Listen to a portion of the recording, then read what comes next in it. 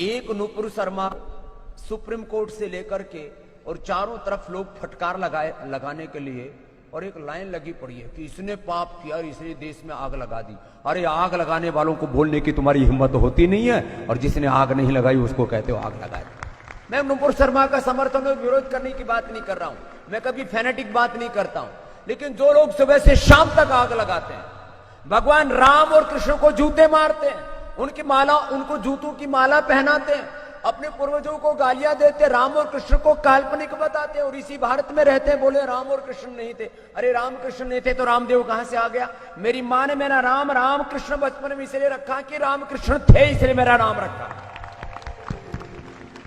तुम archaeological evidence ढूंढोगे लाखों वर्ष पुराने अपने सांस्कृतिक अतीत के बारे में। इस देश की अदालतें हो, इस देश की सत्ताएं हो, इन्होंने अपने धर्म का, अपनी संस्कृति का, अपने पूर्वजों का सदा अपमान किया, और अपने धर्म का, अपने पूर्वजों का, अपनी संस्कृति का, अपनी परंपराओं का, अपनी विरासत का कोई अपमान करे, और उसके बाद में कोई कह दे कि तुम्हारे भी तो पैगंबर के बारे में ऐसे ऐसे लिखा हुआ है, उसने इतना ही बोल दिया, और वो लिखा हुआ है, उसकी सारी साहित्य या तो सारी दुनिया की किताबों को फूंक दो, जला दो, जिनमें ऐसा लिखा हुआ है, उसने उतना रेफरेंस कह दिया तो उसी को अपराधी कह करके बोल दिया गया। बात किसी व्यक्ति के समर्थन या विरोध की नहीं है, लेकिन पूरी दुनिया में धर्म के नाम पर आग किसने लगाई? धर्म के नाम पर भारत ने आग नहीं लगाई, नुपुर शर्मा ने आग नहीं लगाई।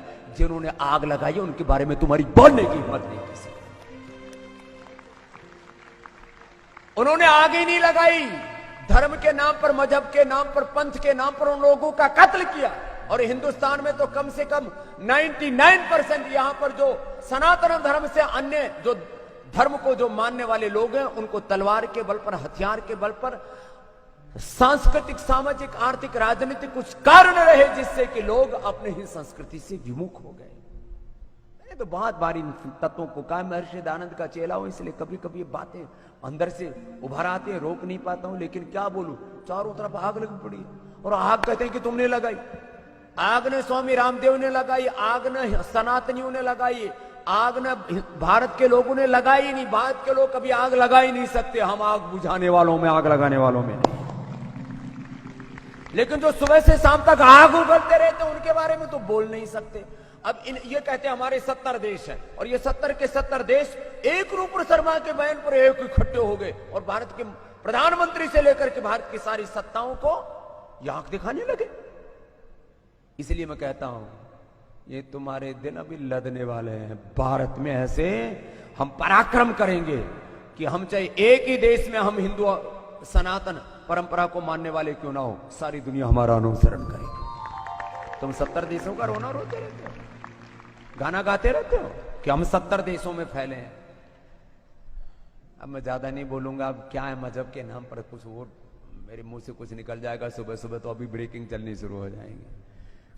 चलो कर लो कपालभाति। ये आग लगाने वाले धर्म के नाम पर, पंथ के नाम पर, हमने कभी नहीं कहा कि हम ही श्रेष्ठ हैं। हमने तो कहा सभी एक ईश्वर की संतान है। ये जो कहते हैं ना, केवल यही पंथ श्रेष्ठ है, बाकी जो भी विधर्मी है उनको कत्ल करो।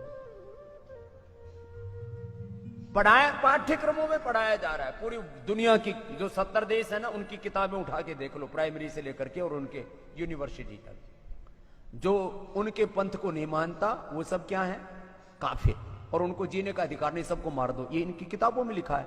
पहले अपना पाठ्यक्रम तो बदल दो, फिर नुपुर शर्मा को फांसी पर चढ़ा देना। सारी दुनिया में इनके पाठ्यक्रमों में लिखा है, जो उनके पंथ को नहीं मानता वो सब काफिर और सब कत्ल के अधिकारी हैं, सबको मारो इनको। ये धर्म है? ये हिंसा धर्म होती है? हमने कभी हिंसा की बात ही नहीं की है।